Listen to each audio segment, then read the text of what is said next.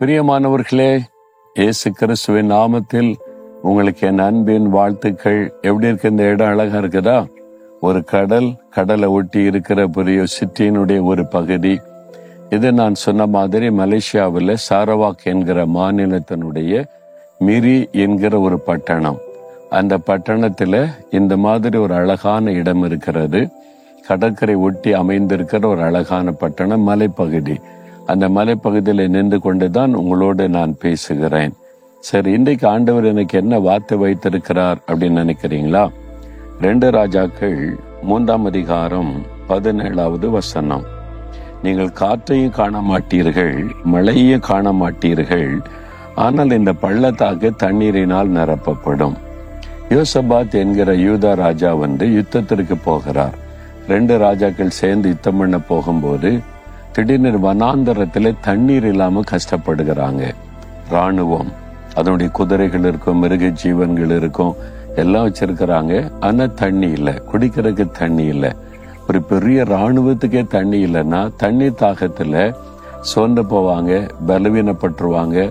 இன்னும் நாட்கள் செல்லும் போது மரணங்கள் ஏற்பட்டு விடும்.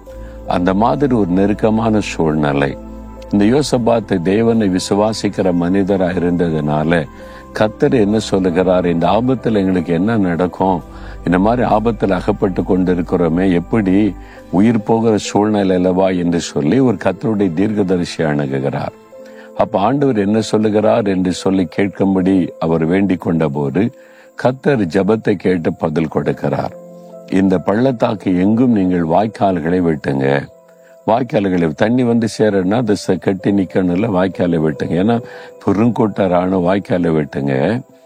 நீங்க காற்றையும் காண மாட்டீங்க, மழையும் காண மாட்டீங்க, பள்ளத்தாக்கு தண்ணீரானால் நிரப்பப்படும் என்பதாய் ஆண்டவருடைய வார்த்தை வருகிறது.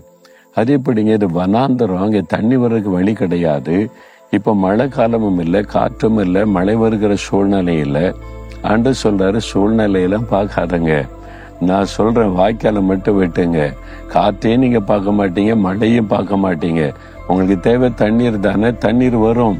அது எப்படி வரும்? அதுதான் இயற்கைக்கு மேற்பட்ட காரியத்தை செய்கிறவர் தான் ஆண்டவர். உங்க வாழ்க்கையில கூட ஆண்டவர் சொல்றார், மகனே மகளை வாய்க்காலை வெட்டு.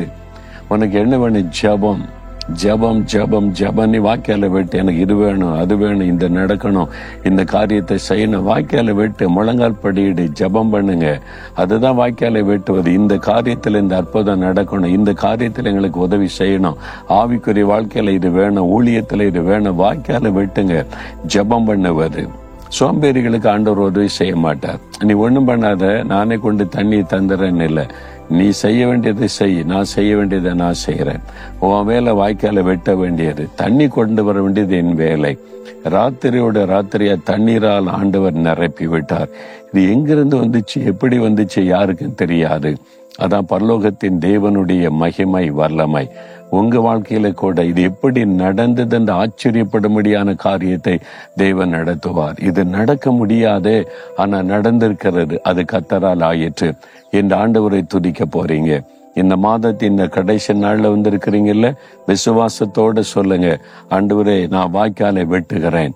முழங்கால் படியிடுங்க, ஜெபம் பண்ணுங்க, குடும்பமா ஜெபிங்க. இந்தந்த காரியத்துல எங்களுக்கு உதவி செய்யுங்கன்னு கேளுங்க. ஜெபம் என்கிற வாய்க்காலை வெட்டுங்க. ஜெபத்துல வாய்க்காலை வெட்ட வெட்ட வெட்ட உங்களுடைய விசுவாசம் பலனடையும். ஆண்டவர் அதை நிரம்ப பண்ணுவார். நீங்க ஜெபிக்கிற காரியத்துல எல்லாம் அற்புதம் நடக்கும்.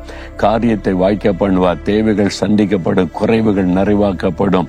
நடக்க வழியே இல்லையே, வழி இல்லாத இடத்துல வழி உண்டாக்குறவர் தான் கர்த்தர். முடியாததை முடிய செய்கிறவர் தான் கர்த்தர். கர்த்தரால் அதை முடியும். நீங்க விசுவாசிங்க. இப்ப ஜெபிக்கிறீங்களா? ஆண்டவரே நான் விசுவாசிக்கிறேன், காற்றையும் காண மாட்டேன், மழையும் காண மாட்டேன், ஆனா நீ தண்ணீரானால் நிரப்புவீர். நீர் வல்லமுள்ள தேவன், நான் விசுவாசிக்கிறேன். என் வாழ்க்கையில இப்படிப்பட்ட அற்புதத்தை செய்வீர். நான் வாய்க்காலை வெட்டுகிறேன், ஜெபிக்கிறேன் அப்படின்னு அர்ப்பணித்துக் கொள்ளுங்க. ஆண்டவரே, எங்க வாழ்க்கையில நீர் அற்புதங்களை செய்கிற தேவன், முடியாததை முடிய செய்கிற தேவன். இந்த மகளுக்கு, இந்த மகனுக்கு இன்றைக்கு ஒரு அற்புதம் தேவை. காற்றையும் காண மாட்டீங்க, மழையும் காண மாட்டீங்க, தண்ணீரினால் பள்ளத்தாக்கு நிரப்பப்படும் சொன்னீங்க. இயற்கைக்கு மேற்பட்ட ஒரு அற்புதத்தை இன்றைக்கு இந்த மகளுக்கு செய்யும், இந்த மகனுக்கு செய்யும். ஒரு அற்புதத்தை காணட்டும். நீ சர்வ வல்லமுள்ள தேவன் என்பதை விளங்க பண்ணும். இயேசு கிறிஸ்துவின் நாமத்தில் ஆமேன், ஆமேன்.